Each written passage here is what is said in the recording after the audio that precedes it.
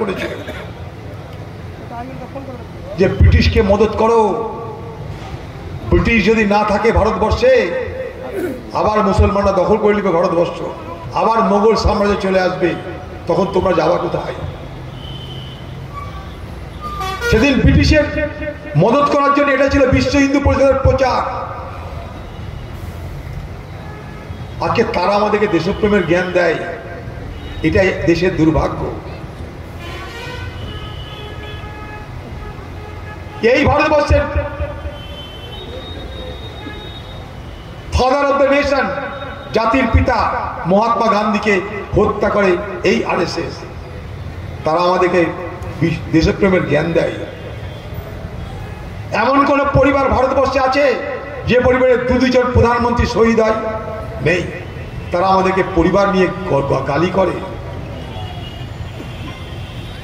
তাই আজ নতুন করে দেশপ্রেমের দিশা দেখাচ্ছে বিজেপি পার্টি, যে দেশপ্রেমে মুসলমানের স্থান নাই, ধর্মনিরপেক্ষ মানুষদের স্থান নাই, আমার আপনার স্থান নাই।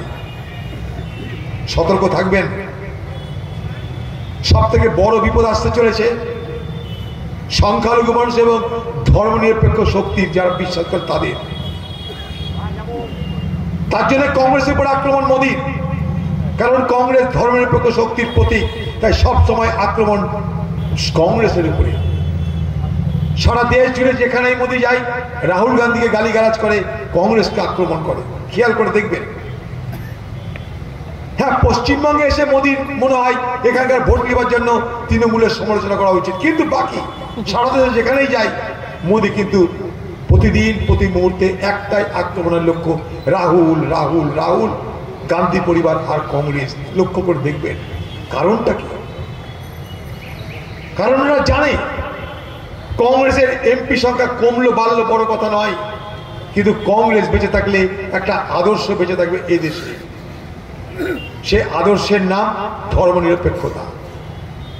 সেই আদর্শটাকে মেরে খতম করবার জন্য কংগ্রেসকে খতম করা দরকার। তাই মোদীর লক্ষ্য দিদি নয়, মোদীর লক্ষ্য রাহুল, মোদীর লক্ষ্য কংগ্রেস। কারণ কংগ্রেস দেশের কথা বলে। এই সহজ সরল সত্য কথাটা ভারতবর্ষের মানুষ বোঝার চেষ্টা করবেন।